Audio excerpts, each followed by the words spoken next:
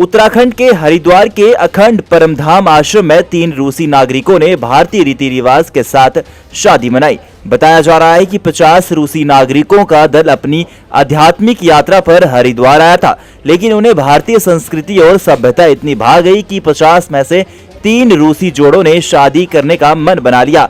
आश्रम में पूरे विधि विधान के साथ तीनों जोड़ों ने शादी रचा ली।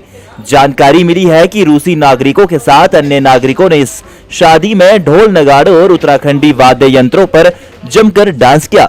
भारतीय रीति रिवाज के साथ पहले तो तीनों दूल्हों की बारात निकाली गई। आश्रम में बने शिव मंदिर में तीनों जोड़ों ने भगवान शिव का आशीर्वाद लिया। शादी रचाने वाले जोड़ों के साथ अन्य रूसी नागरिकों ने भी शादी में खूब एंजॉय किया। विवाह संस्कार में जहां दूल्हों ने भारतीय शेरवानी पहनी और वहीं दुल्हनें भी भारतीय लहंगों में सजी धजी नजर आई।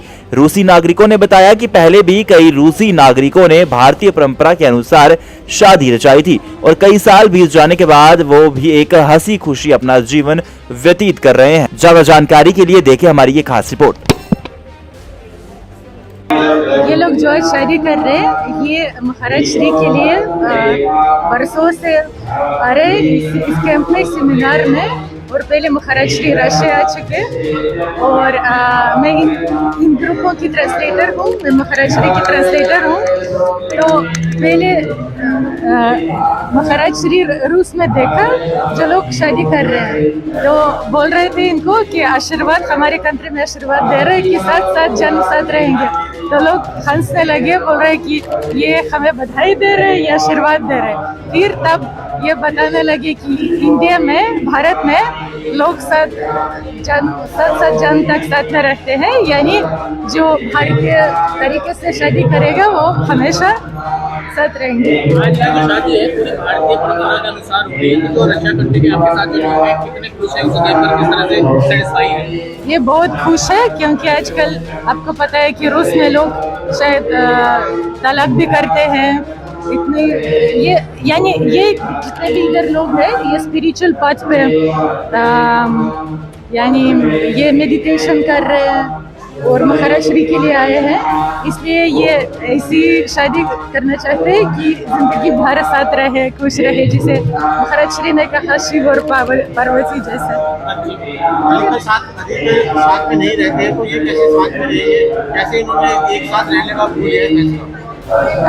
कैसे साथ में रहने का निर्णय किया? पहले भी एक शादी हुई थी, कई वर्षों से साथ में हैं, हाँ, तो ये भी एक्सपायर्ड है। जी, ये आपने देखा है कि उधर एक 2 लोग हैं जो पहले भारतीय संस्कार के अनुसार जिन लोगों ने शादी की है और अभी ये 10 साल से साथ में है।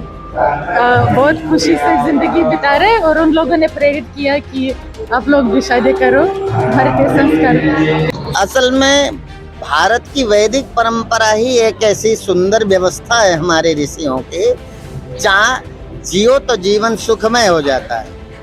असल में ये लोग पहले चले तो इन्हें अकेले सुख लगता था, अब इतना अकेले हो गए कि इन्हें लगता है वो कौन सी संस्कृति हो जिससे हम एक हो सके। आज ये वैदिक परंपरा से प्रभावित होकर एक रहने का, एक कैसे रहें, इस एक रहने के संकल्प के लिए खोजते हुए, ये तो गुरुदेव की कृपा है कि गुरुदेव रूस जाते रहे, गुरुदेव की विद्या से प्रभावित होकर वो भारत आते हैं ध्यान साधना सीखने, पर उनको लगा कि नहीं, आज हमें इकट्ठे रहने की जरूरत है। शरीर एक दिन बूढ़ा होता है, हमारा भी अपना कोई हो, हम अकेले मरते रहते हैं, कोई हमें पूछने वाला नहीं है। तो ये वैदिक परंपरा, ये भारत की ऋषि परंपरा, ये वैदिक संस्कृति ही हमें एक रहने की शिक्षा देती है। इस वैदिक संस्कृति से प्रभावित होकर आज इन्होंने निर्णय लिया है। आज गुरुदेव के आशीर्वाद के साथ 3 जोड़ों का विवाह संपन्न हो रहा है इस अखंड परमधाम संस्था में।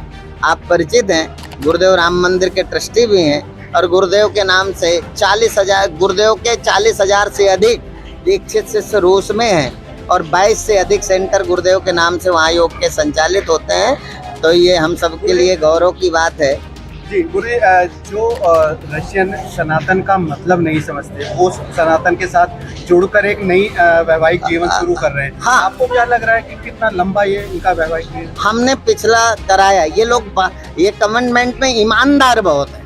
हमने पिछली भी शादी कराई 9 वर्ष से, अभी आपके सामने दिखाया, लगभग 9 वर्ष से वो एक हैं। तो इन्होंने संकल्प लिया है, इनको बताया है कि हमारे यहाँ शादी का मतलब फिर छोड़ना नहीं होता, हम अंतिम सांस तक ही नहीं 7 जन्म तक साथ रहने का संकल्प लेते हैं। और ये सब उन्होंने सोच विचार करके ये संकल्प लिया और उन्होंने शादी करने को स्वीकार किया। और आज जरूरत है, हम भारतीय पाश्चात्य कल्चर को अपना करके हम अकेला रहना पसंद करते हैं, हम माँ बाप से दूर जाना पसंद करते हैं। इन्हें दूर रहने का कष्ट पता है, ये दूर रहकर देख चुके हैं, तो दूर रहने का दुख इन्होंने झेला है। तो इन्होंने कहा अब दूर नहीं रहा जाता, अब हमें कोई ऐसी संस्कृति चाहिए जो हमें इकट्ठे रखे, पूरा संयुक्त परिवार रहे। ये संयुक्त परिवार, ये शादियां हम भारतीयों के लिए एक आदर्श है, हम भारतीय युवाओं के लिए एक आदर्श है। हम अपने माँ बाप से दूर चले जाते हैं, ये अब माँ बाप सहित इकट्ठे रहने की कामना करते हैं। और आज यही गुरुदेव के आशीर्वाद को लेकर शादी कर रहे हैं।